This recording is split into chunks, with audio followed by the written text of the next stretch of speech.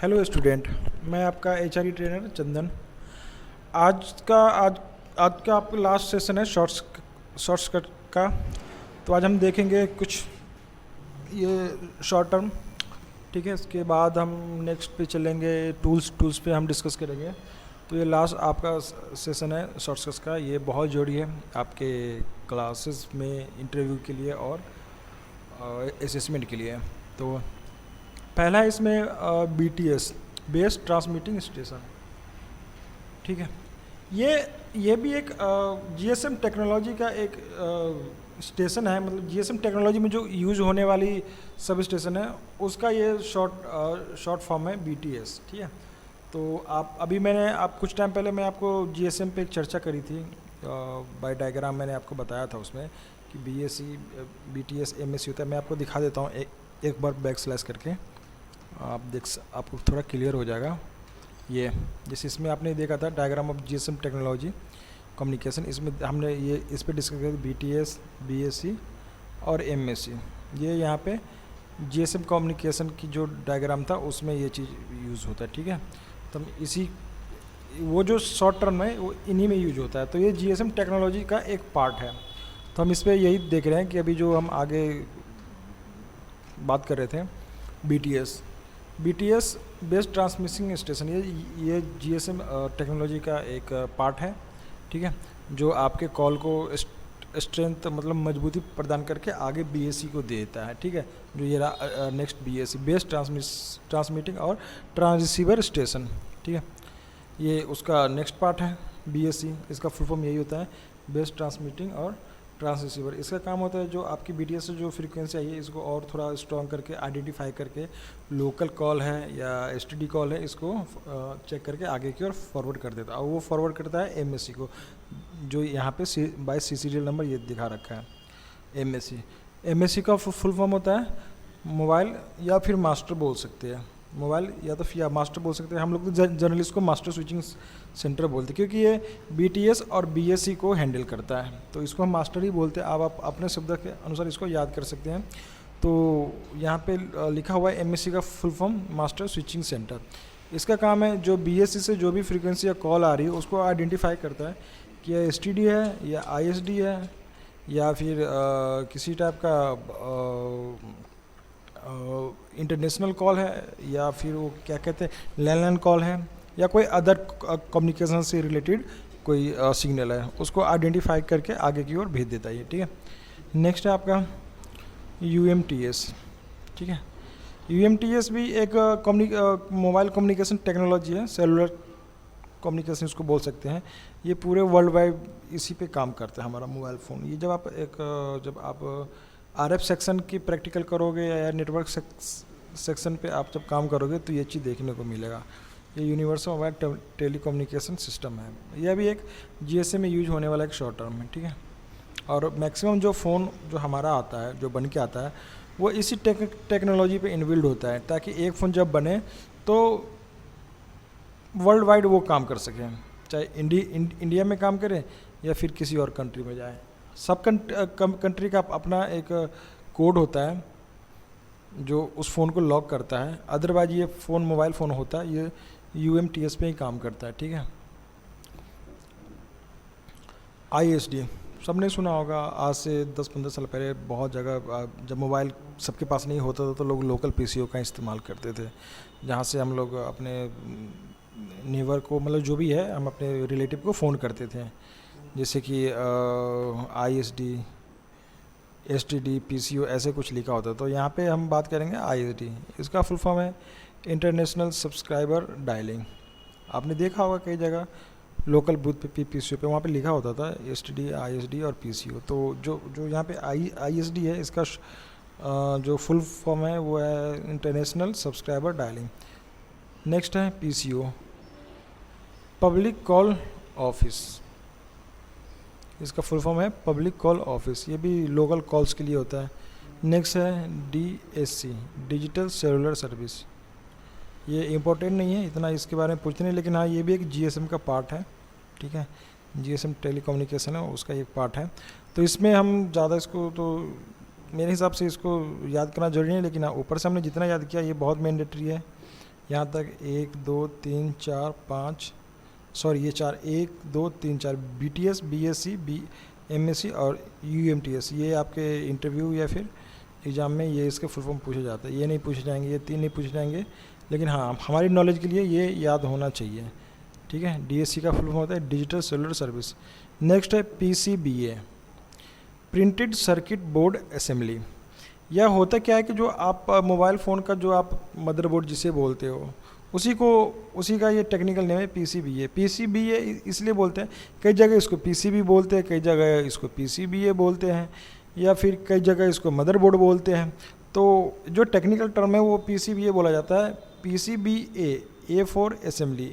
Assembly इसलिए बोला गया है कि जब एक PCB बनता है तो बिल्कुल उस पर सर्किट डिज़ाइन किया होता है, उस पर किसी भी टाइप की ना कोई कंपोनेंट ना कोई IC लगी होती है।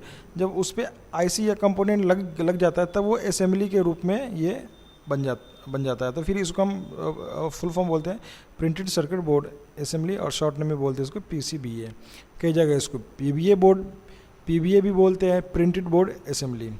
तो अलग अलग कंपनी में जाओगे तो थोड़ा सा वहाँ पे लैंग्वेज का थोड़ा सा डिफरेंस मिलेगा, बट इसका मीनिंग एक ही होता है कि जो मदरबोर्ड होता है मोबाइल फ़ोन का उसको PCBA या PBA या PCB या मदरबोर्ड, यही चीज़ बोल के हम इसको मतलब बोलते हैं, ठीक है। नेक्स्ट है MMC, मल्टीमीडिया कार्ड। हमने पहले वाले भी शॉर्टकट में इसको एक बार हमने पढ़ा था, मल्टीमीडिया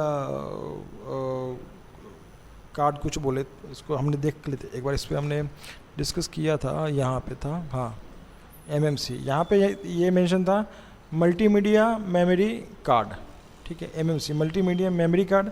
और यहाँ पे नेक्स्ट में ये मेंशन है मल्टीमीडिया कार्ड। तो इसको वही चीज़ सेम ही है, इसका मतलब मल्टीमीडिया कार्ड कह लो या मल्टीमीडिया मेमोरी कार्ड बोल लो, ठीक है।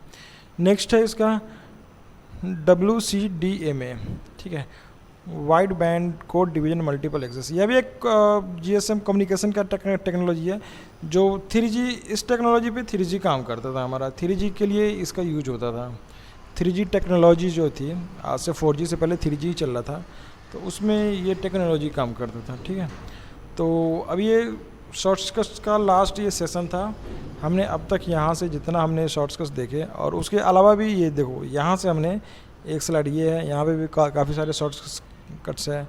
नेक्स्ट ये है, नेक्स्ट ये है, और फिर उसके बाद नेक्स्ट है। ये 4 स्लाइड में हमने बहुत सारे शॉर्टकट्स देखे हैं। इसके जो शॉर्ट्स नेम है, इसको फुल फॉर्म हमें सारे तो नहीं, लेकिन कुछ इंपॉर्टेंट चीज़ याद होना चाहिए, क्योंकि मैंने इससे पहले वाले वीडियो में भी मैंने आपको बताया कि ये कितना इंपॉर्टेंट है और एग्ज़ाम या फिर इंटरव्यू के लिए बहुत ज़्यादा मायने रखता है। तो आप सब सारे से रिक्वेस्ट है कि इन चीज़ों को ज़रूर याद रखें, क्योंकि जब भी आपका एग्ज़ाम होगा तो जो आपके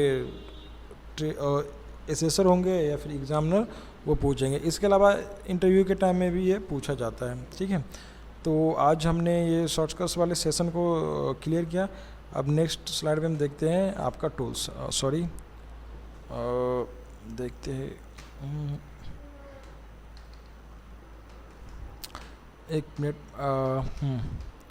ये आपका टूल्स है, क्योंकि हमने अब तक इससे पहले हिस्ट्री ऑफ मोबाइल फ़ोन देखा और GSM चीज़ को बारे में पढ़ा, GSM क्या है, और शॉर्टकट्स भी देखे। अब हम आते हैं टूल्स पे, क्योंकि टूल्स के बारे में हम जब तक नहीं जानेंगे तब तक रिपेयर करना बड़ा मुश्किल होगा कि क्या क्या टूल्स की ज़रूरत होती है एक मोबाइल फ़ोन को रिपेयर करने में।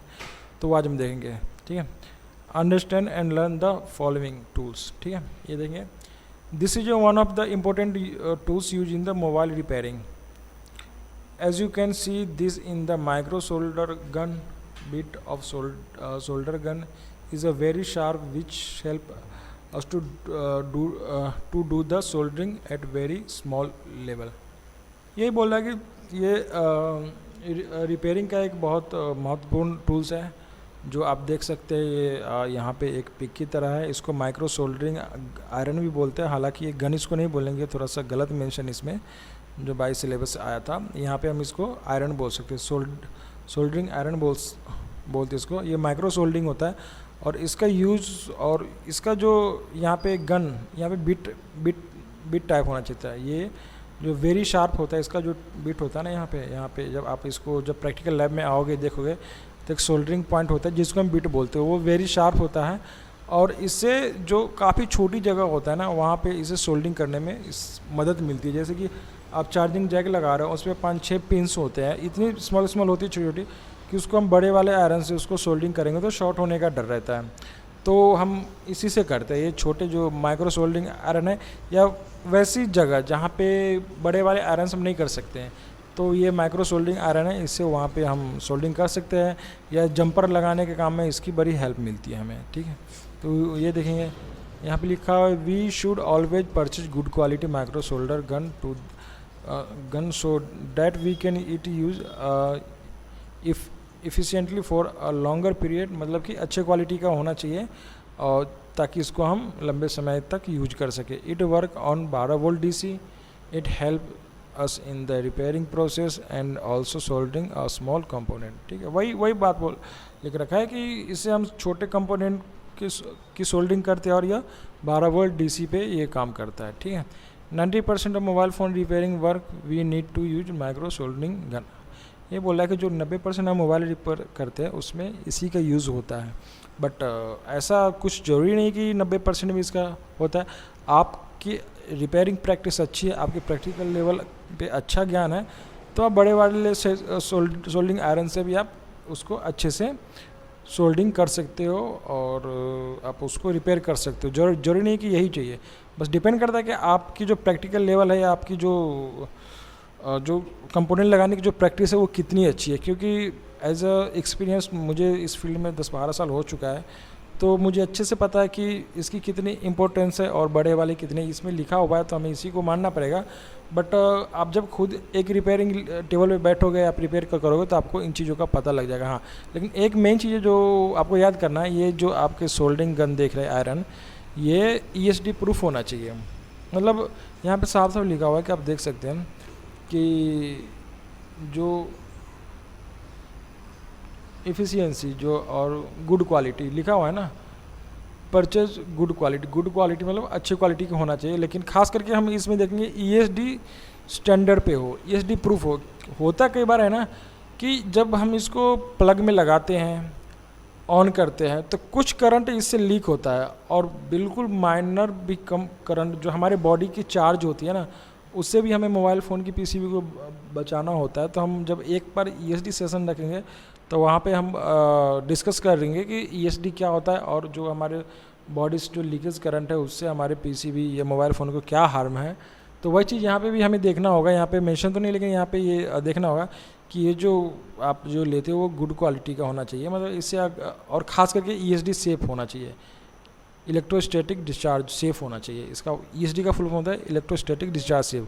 तो इसमें हमें ये देखना है कि ESD सेफ होना चाहिए ताकि इससे कोई सा भी करंट लीक ना हो। अगर करंट लीक होगा तो बिट से लीक होगा और PCB को जाएगा और PCB को ये डैमेज कर सकता है। तो हमें ये देखना है कि जब भी हम खरीदें तो अच्छी क्वालिटी का खरीदें। ये अब इस पिक में बताया गया है, लेकिन इससे अच्छी क्वालिटी का आता है और थोड़ी कॉस्टली भी आता है, जो आपकी रिपेयरिंग को काफ़ी अच्छी बनाता है, ठीक है। तो अभी हमने माइक्रो सोल्डरिंग आयरन के बारे में जाना है। एक और नेक्स्ट देखते हैं, सोल्डर वायर, ठीक है। ये देखते हैं, while doing any type of soldering we need to soldering wire along with soldering gun, ठीक है। यहाँ पे ये कह रहा है कि while doing any type of soldering, ठीक है, we need soldering wire। मतलब हम किसी भी टाइप की सोल्डरिंग करते हैं तो उसके लिए हमें सोल्डरिंग वायर की ज़रूरत है। जो आप ये पिक में देख सकते हैं, यहाँ पे एक सोल्डरिंग वायर है, ये गेज में आता है। अभी गेज तो यहाँ पे नहीं लिखा हुआ, लेकिन गेज में आता है। और अब जब काम करोगे तो आपको पता लगेगा। जैसे आप यहाँ पे लैब में आओगे रिपेयर करने, तो आपको काफ़ी चीज़ें क्लियर हो जाएगी। अभी आप बस ये देखना है कि इसका क्या काम है, क्या इंपॉर्टेंस है, ठीक है। तो we need soldering wire along with the soldering gun. Soldering gun के साथ, सोल्डरिंग गन का मतलब है कि ये जो है, ये देखा, इसके साथ जब ये रहेगा, ये सोल्डरिंग आयरन, तभी हम इसका इस्तेमाल कर सकते हैं। ये soldering wire is made of the lead and tin, ठीक है। लीड एंड टिन एक और है, मतलब ये एक अयस्क बोल सकते हैं या एक कोई मटेरियल बोल सकते हैं, उसके द्वारा बना होता है। हालांकि इसमें कम से कम 7 टाइप का बना होता है, मतलब 7 टाइप के 7 टाइप की मटेरियल होता है। इसमें टिन भी है, लीड भी। लीड तो नहीं होना चाहिए क्योंकि लीड तो हमारे एनवायरनमेंट के लिए और ह्यूमन बॉडी के लिए हार्मफुल होता है, तो ये लीड फ्री होना चाहिए यहाँ पे। इसमें सिल्वर भी होता है और क्रोमियम भी होता है। मतलब 6 से 7 इसमें मेटल होता है उसका मिक्सअप होता है। ये यहाँ पे सिर्फ 2 दे रखा है, जो इसको हम नेक्स्ट में हम देखेंगे कि ये क्यों जरूरी है और क्या होना चाहिए, तो हम इस पे डिस्कस करेंगे नेक्स्ट वीडियो में। बट अभी आप इतना ध्यान रखो कि जब हम इसका यूज़ करते हैं सोल्डर वायर का, तो हमें सोल्डरिंग आयरन की ज़रूरत होती है, और ये लीड और टिन का बना होता है। ये कोई ज़रूरी नहीं है कि लीड का हो, क्योंकि आज की डेट में आ रहा है लीड फ्री, ठीक है, लेड, इसको लीड नहीं बोलेंगे, लेड फ्री आ रहा है, ठीक है। तो हम इसको ध्यान रखेंगे। यूज फॉर सोल्डरिंग इंग and something also use for jumpering. हाँ, वही कि इसके माध्यम से हम, वो जंपर की बात चल रही थी, जो माइक्रो सोल्डरिंग आयरन सारे हम जंपर भी लगा सकते हैं। जंपरिंग के टाइम भी इसका यूज होता है। सोल्डर वायर इज़ ईजिली अवेल्ड in the market, costing around 20 से 25 रुपया। यहाँ पे लिखा हुआ है कि बहुत ईजिली मिल जाएगा मार्केट में, जिसका कॉस्ट 20 से 25 रुपये में आ जाता है, ठीक है। जरूरी नहीं कि 20-25 रुपये में है, ये थोड़ा कॉस्टली भी आता है। अच्छे क्वालिटी का लोगे, लेड फ्री लोगे, तो डेफिनेटली वो अच्छा होगा, लेकिन थोड़ा सा कॉस्टली होगा, जिससे आपकी प्रैक्टिकल लेवल या फिर रिपेयर करने के टाइम पे काफ़ी हेल्प मिलेगा, ठीक है। We need soldering wire during mobile repairing process on a regular basis, ठीक है। We need soldering wire during mobile repairing process on regular process.